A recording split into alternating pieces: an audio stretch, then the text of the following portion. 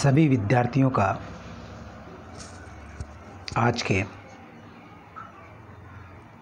इस पाठ में स्वागत है। पिछले वीडियो में हमने बिहारी सतसई पर बातचीत की थी। बिहारी जी का परिचय हमने पढ़ा था। आज उसी क्रम को हम आगे बढ़ाएंगे। यह वीडियो कोटा विश्वविद्यालय के स्नातक द्वितीय वर्ष के हिंदी साहित्य के विद्यार्थियों को ध्यान में रखकर बनाया गया है। इसमें आज हम बिहारी की काव्य कला पर बातचीत करने जा रहे हैं। मैं हरिराम भारती इस बातचीत में, इस विचार विमर्श में आप सबका स्वागत करता हूं।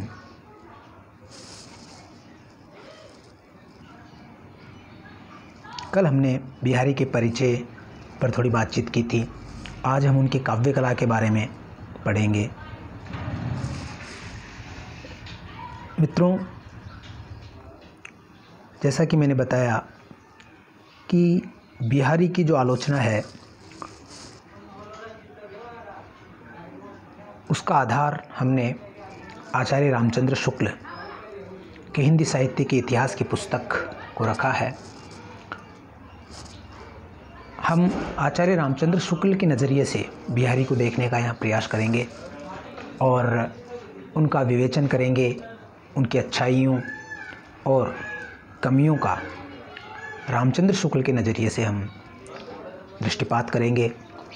तो रामचंद्र शुक्ल ने जो उनके काव्य कला के बारे में लिखा है, उन्होंने लिखा कि भाव व्यंजना या रस व्यंजना के अतिरिक्त बिहारी ने वस्तु व्यंजना का सहारा भी बहुत लिया है।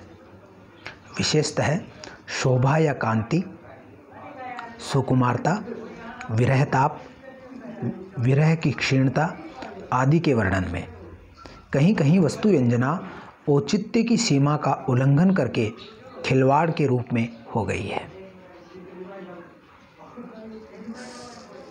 जैसे उन्होंने कुछ उदाहरण के साथ अपनी बात को शुक्ल जी ने स्पष्ट किया है कि किस प्रकार से बिहारी की जो वस्तु व्यंजना है वो कविता न कहला करके एक तरह से कविता के साथ खिलवाड़ हो गया है। यद्यपि रस व्यंजना भी बिहारी ने बहुत अच्छी की है, भाव व्यंजना भी बहुत अच्छी की है। अब मित्रों, यहाँ सवाल ये उठता है कि बिहारी को समझने के लिए आप एक हिंदी साहित्य के विद्यार्थी के रूप में जब बिहारी को समझेंगे तो आपको, क्योंकि बिहारी रीतिकाल के कवि हैं, तो आपको काव्य रीतियों का ज्ञान हो, रस का ज्ञान हो, अलंकार का ज्ञान हो, ये बहुत आवश्यक है। और ख़ास तौर से बिहारी को रस सिद्ध कलाकार माना जाता है, तो आपको रस का तो कम से कम ज्ञान होना ही चाहिए। जैसे कि यहाँ ये बात आई है कि भाव व्यंजना और या रस व्यंजना, तो ये क्या होती है भाव व्यंजना या रस व्यंजना? भाव व्यंजना का मतलब है, भाव कहते हैं अपनी जो मनुष्य की प्रकृति है या उसकी जो मन के अंदर उठने वाले विकार है, वो भाव कहलाते हैं। ऐसे 9 रस माने गए हैं जो अलग अलग प्रकार के स्थायी भावों की अभिव्यक्ति मानी जाती है। अब ये जो भाव हैं उनके बारे में जानकारी होना बहुत आवश्यक है हिंदी साहित्य के विद्यार्थियों को। और ख़ास तौर से जो रीतिकाल के कवियों को हम पढ़ते हैं, केशव है, बिहारी है, मतीराम है आदि, पद्माकर है, इनको जब हम पढ़ते हैं तो हमें रस का ज्ञान होना बहुत ही ज़रूरी हमारे लिए हो जाता है। तो मित्रों, भाव 3 प्रकार के माने गए हैं। थोड़ा यहाँ आपको मैं विषयांतर करके थोड़ा सा बता देता हूँ ताकि आपको समझने में आसानी हो जाए। तो भाव 3 प्रकार के काव्य शास्त्र में माने गए हैं, आप लिख लें। पहले प्रकार के जो भाव होते हैं वो स्थायी भाव कहलाते हैं।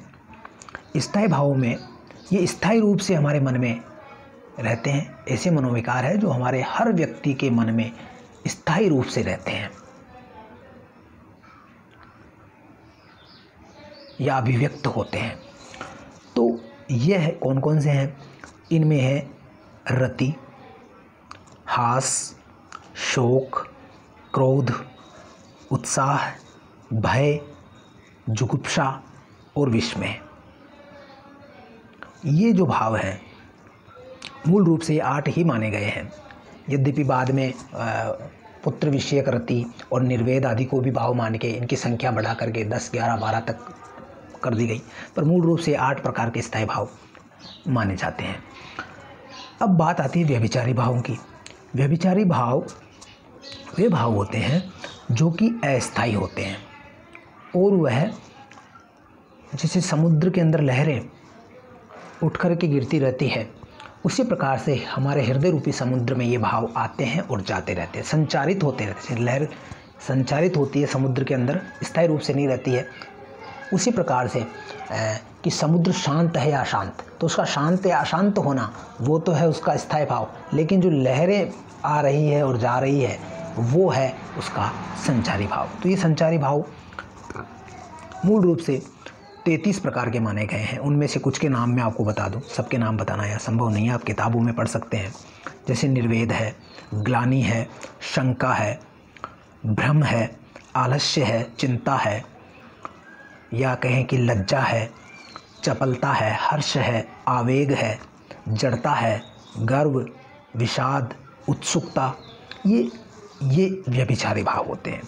और सात्विक भाव जो सबसे पवित्र, शुद्ध, बिल्कुल नैसर्गिक भाव जो माने जाते हैं, जो भाव की अभिव्यक्ति को सबसे अधिक प्रभावी ढंग से करते हैं, भावों की अभिव्यक्ति या रस उत्पत्ति की सूचना उनके द्वारा सबसे ज़्यादा मिलती है, वो कौन कौन से हैं? तो उनमें है स्वेद, स्तंभ, रोमांच, स्वरभंग, वेपथु, वेवण्य, अश्रु और प्रलय। ये जो 8 प्रकार के जो सात्विक भाव होते हैं, इनसे ही रस निष्पत्ति की हमें सूचना मिलती है कि वाकई आलंबन को देख करके स्थायी जो आश्रय है उसके मन में कौन सा भाव उत्पन्न हुआ है। तो इस प्रकार से जो भावों की व्यंजना है वो तो बिहारी ने की ही निश्चित रूप से, लेकिन इसके साथ उन्होंने एक वस्तु व्यंजना का काम भी किया। वस्तु व्यंजना का मतलब होता है कि नायक और नायिका के विरह ताप को, उनकी शोभा को या उसकी सुकुमारता को मन के भावों के रूप में न बता करके जो प्रत्यक्ष संसार है, वस्तु यानी जो प्रत्यक्ष आँखों के सामने दिखाई देती है, उस प्रत्यक्ष दृश्यमान संसार के वर्णन के द्वारा नायक नायिका के शोभा को, उनकी सुकुमारता को, उनके विरह को, उनके संयोग को अभिव्यक्त करना, वो वस्तु व्यंजना कहलाती है। तो यहाँ पर जो शुक्ल जी कह रहे हैं कि जो इन्होंने वस्तु व्यंजना की है, वो वस्तु व्यंजना कभी कभी ऐसे लगता है कि उन्होंने पैमाइश का ध्यान नहीं रखा है और बड़ी ही अव्यवस्थित ढंग से उन्होंने उपमाएं या वस्तुओं का ऐसा वर्णन किया है जो हास्यास्पद लगता है और कभी कभी खिलवाड़ की हद तक पहुंच जाता है। तो उसका कुछ उदाहरण उन्होंने दिया है। जैसे हम देखें कि जैसे कि इस प्रकार का उन्होंने वर्णन किया कि पत्रा ही तिथि पाइये वा घर के चहुपास, नित्य प्रति पुण्योई रहे आनन ओप उजास। अब यहाँ बिहारी को बात करनी है कि नायिका के जो उसका जो मुख है, उसकी दीप्ति है, उसकी शोभा है, उसकी कांति है, उसका यहाँ वो वर्णन करना चाह रहे हैं, उसका वो बखान करना चाह रहे हैं। तो उसके लिए उन्होंने जो वस्तु वर्णन किया है वो इस प्रकार किया है कि जहाँ पर वह सुंदर मुख वाली नायिका रहती है वहाँ पर हमेशा पूनम ही रहती है, क्योंकि उसका जो चेहरा है वो चांद के समान है, इसलिए हमेशा चांदनी बिखरी रहती है, हमेशा कभी अंधकार होता ही नहीं है। इसलिए वहाँ के लोगों को, उसके आसपास के पड़ोसियों को तिथि का अनुमान चांद देखकर होता ही नहीं है। उनको इसके लिए पंचांग ही देखना पड़ता है। पत्र यानी पंचांग, पंचांग को देखे बिना तिथि का अनुमान होता ही नहीं है, क्योंकि वहाँ पर तो क्योंकि वह नायिका चंद्रमुखी रहती है, तो उस चंद्रमुखी की उपमा उसकी जो है उजास के कारण, उसकी कांति के कारण हमेशा वहाँ नित्य प्रति रोजाना ही वहाँ पूनम रहती है। न दूज होती है, न तीज होती है, न अष्टमी होती है, न अमावस होती है, वहाँ पर तो हमेशा ही पूर्णिमा रहती है। तो ये यहाँ पर हम देखते हैं कि इन्होंने जो बात कही है वो वस्तु व्यंजना के सहारे नायिका के जो उसका जो शोभा है उसका वर्णन किया है, लेकिन यहाँ थोड़ा खिलवाड़ सा नज़र आ गया कि ऐसा जो वर्णन है उससे आपको चमत्कार तो लग सकता है कि कवि ने बहुत अच्छा चमत्कार किया है, लेकिन हृदय को छूने वाली बात इसमें नहीं है। जो रसमग्न करने वाली जो चीज़ है वो इसमें हमें दिखाई नहीं देती है। दूसरा उदाहरण देखिए कि जैसे कि दूसरा उदाहरण उन्होंने जो किया है कि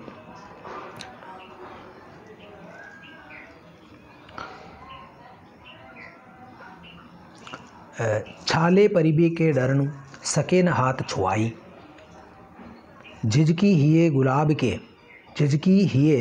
गुलाब के झवा झवावती पाई। यहाँ पर जो नायिका है बिहारी वास्तव में यहाँ जो वर्णन करना चाहते हैं वो नायिका के पैरों की कोमलता का करना चाहते हैं, उसकी सुकुमारता का वर्णन करना चाहते हैं, उसकी नाजुकी का वर्णन करना चाहते हैं कि उसके जो पैर हैं वो इतने नाजुक हैं बिहारी के अनुसार कि अगर जो उनकी जो सेवा करने वाली जो है महिला है वो अपने हाथों को भी उनको छूने से डर रही है, झिझक रही है कि छाले न पड़ जाएं, उनके पैरों में छाले न पड़ जाए। उसको डर है कि अगर मैं हाथ लगाऊंगी, हाथ से उनको छू लूँगी पैरों को, तो उसमें छाले पड़ सकते हैं। तो इसके लिए वह गुलाब के झवां, उनको साफ करने के लिए गुलाब का प्रयोग करती है। गुलाब की पंखुड़ियों से उसको झिझकती हुई गुलाब की कहीं गुलाब की पंखुड़ियों से भी उनको कहीं कोई उस पर कोई मतलब कि छाले न पड़ जाए, इसलिए झिझकती हुई गुलाब की पंखुड़ियों से उनको साफ़ करती है, उनके पैरों को, नायिका के पैरों को।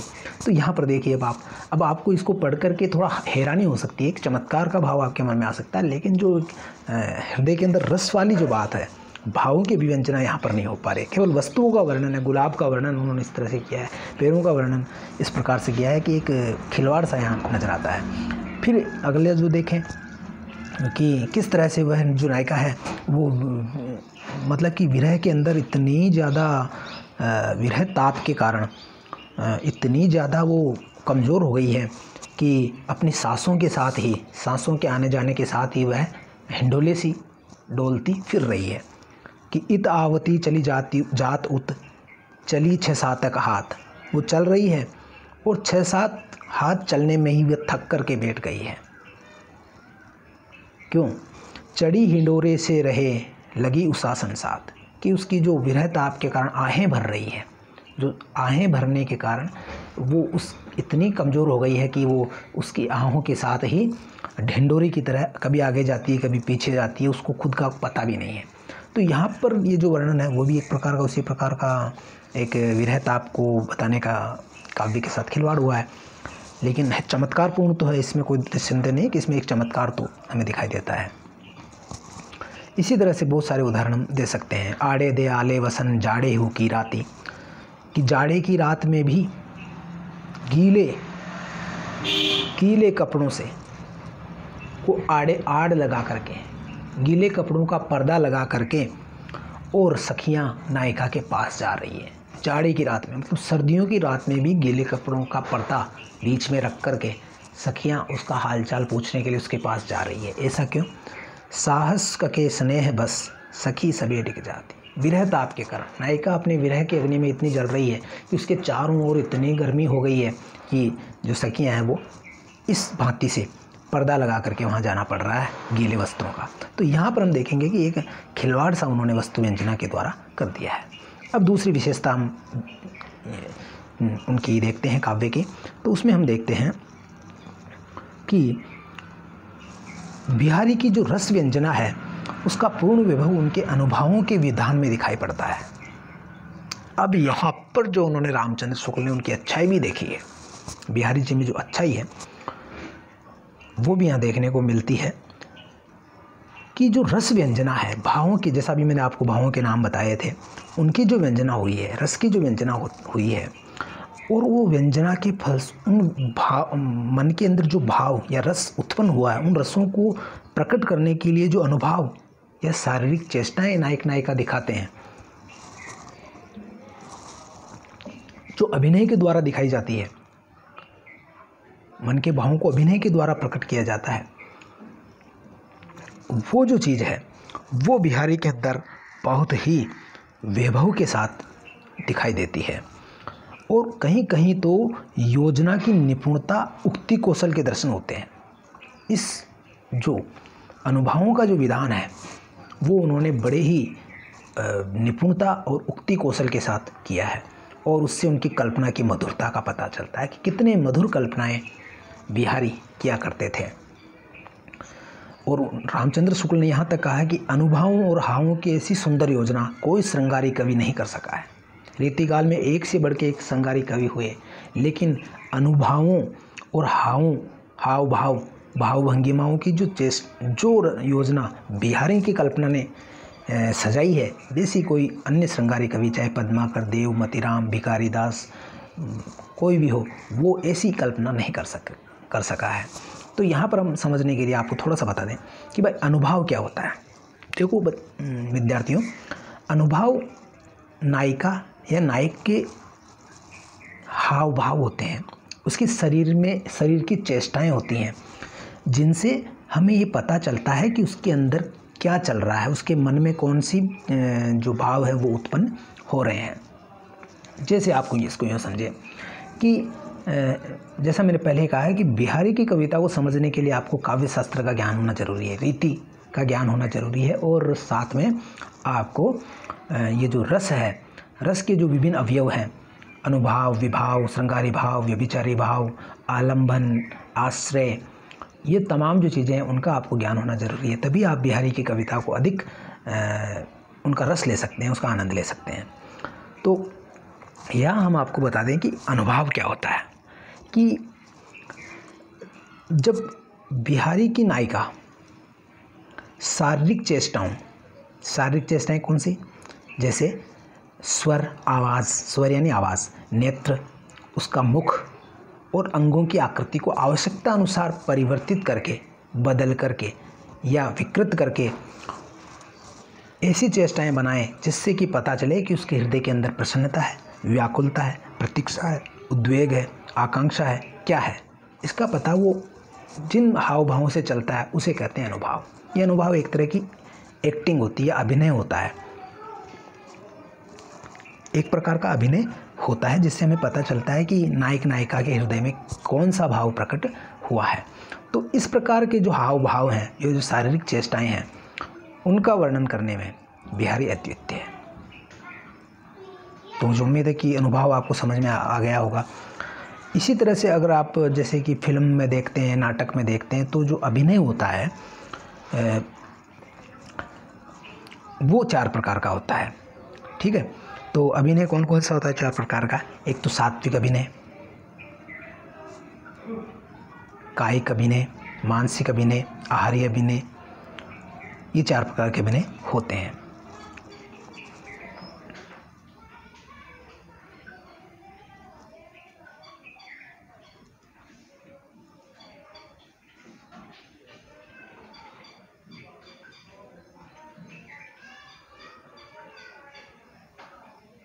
तो बात हम करें कि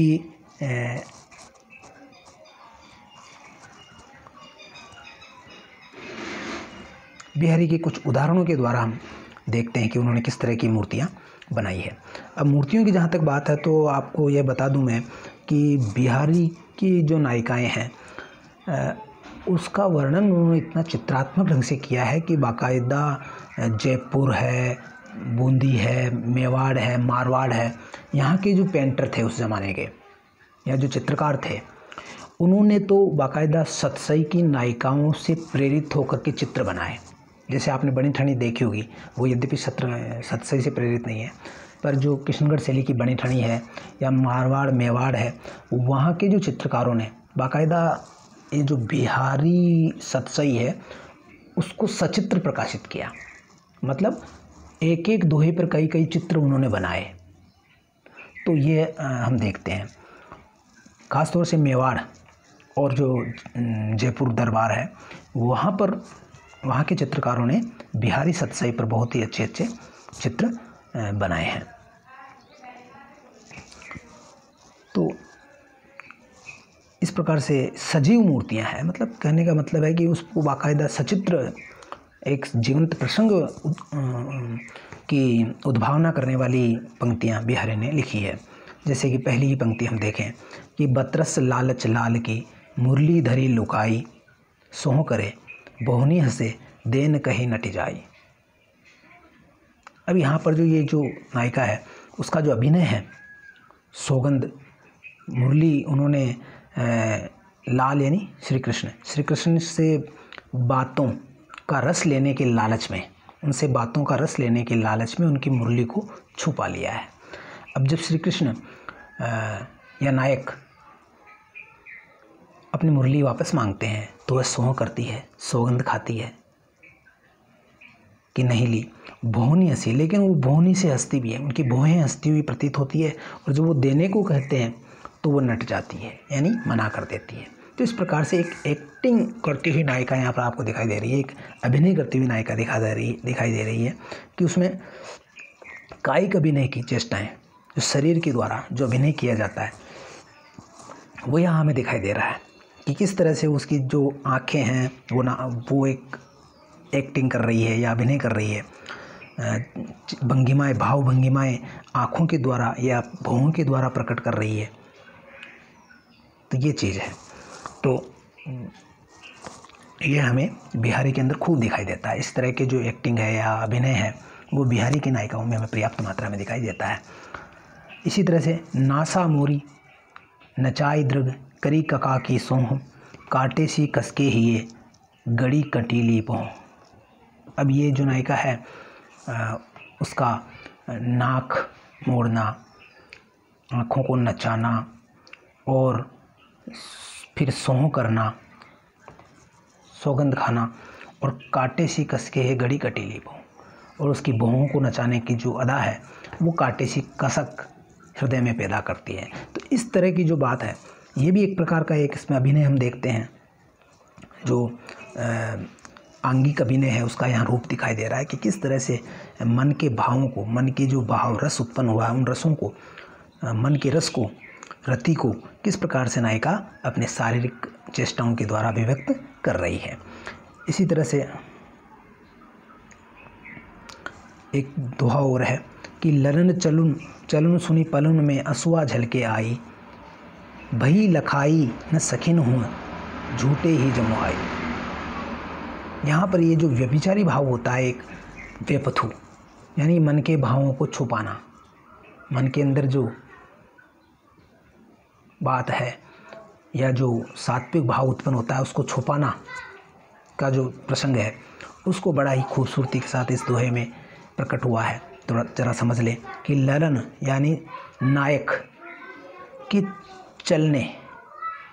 चले जाने की बात सुन नायिका के पलकों में आंसू झलक आए। नायक के चले जाने की बात सुन या चले जाने की संभावना की भी बात सुन के नायिका के पलकों में आंसू छलक आए। अब वो अपने आंसू अपनी सखियों को दिखाना नहीं चाहती, क्योंकि वह उनको प्रकट नहीं करना चाहती अपना प्रेम उनके सामने। तो वह आँखों में आंसू झलक आए हैं, भई लखाई न सखिन हैं छूटे ही जमुआई। तो ऐसा करने के लिए उसने अपने मन को, भावों को गुप्त रखने के लिए झूठे ही जमुहाई वो लेने लगती है। तो इस प्रकार से ये भी एक प्रकार की बहुत अच्छी, इसमें हम देखते हैं कि अनुभवों का बड़ा सुंदर वर्णन हुआ है।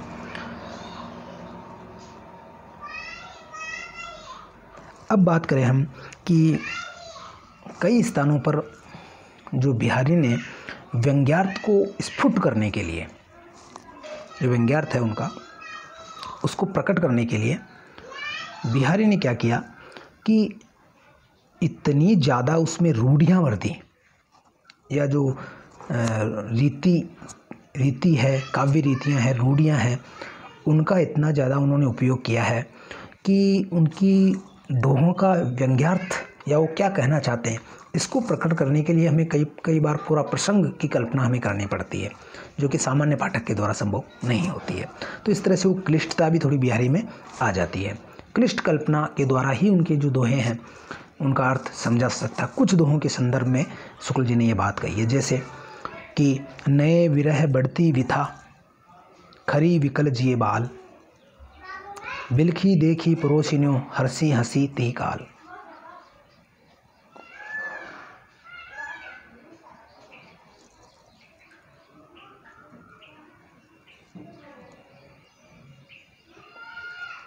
अब यहाँ पर ये प्रसंग की कल्पना हमें करनी पड़ेगी कि नायिका को देख करके जो पड़ोसिने हैं वो हंसने और हर्षित और हंसने क्यों लगे। अब इसके लिए हमें क्या परिस्थिति हुई उसके बारे में थोड़ा जानकारी होना जरूरी है। तो एक प्रसंग, एक क्लिष्ट कल्पना के द्वारा ही हम इस दोहे का अर्थ समझ सकते हैं कि जो विरह व्याकुल जो नायिका है उसको देख करके पड़ोसिने क्यों हंसने लगी या क्यों हर्षित हुई, उसको बिलखता हुआ देख करके। तो यहाँ पर एक प्रसंग की हमें पूरी आक्षेप करना पड़ेगा, तभी हम इसका अर्थ समझ सकते हैं। तो इस प्रकार से जो गागर में सागर इन्होंने भरा है बिहारी जी ने, उसमें वास्तव में कुछ रूढ़ियों की स्थापना उन्होंने की है, जो पुराने समय में चले आ रहे जो कवि प्रचलन है, कवि रूढ़ियाँ हैं, काव्य समय है, उनका उपयोग करके उन्होंने इस प्रकार के दोहे लिखे हैं।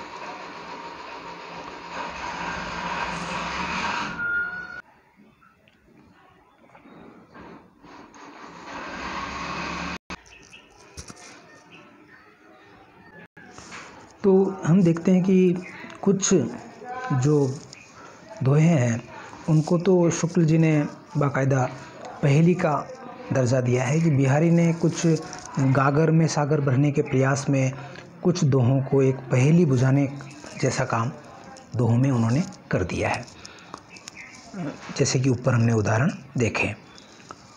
इसके अलावा अब बात करें दोहों के अंदर जो अलंकार है, अलंकारों का जो नियोजन है वो बड़ी निपुणता से बिहारी जी ने किया और एक एक दोहे में कई कई अलंकार उलझे हुए हमें दिखाई देते हैं, पर उनमें बद्धापन नहीं आया है, क्योंकि भाषा बड़ी सहज और प्रचलित भाषा का प्रयोग किया है।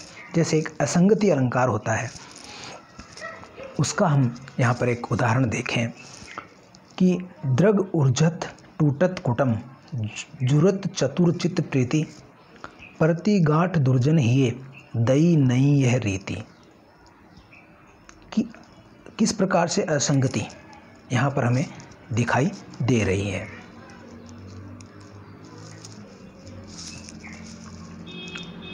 इसी तरह से विरोधाभास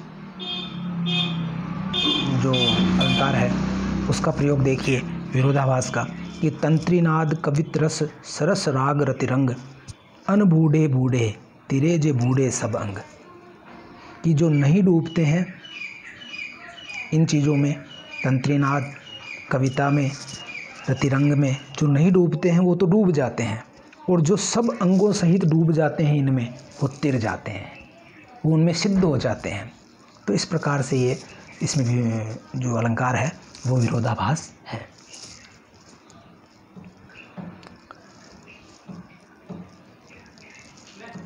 इसी तरह से बात करें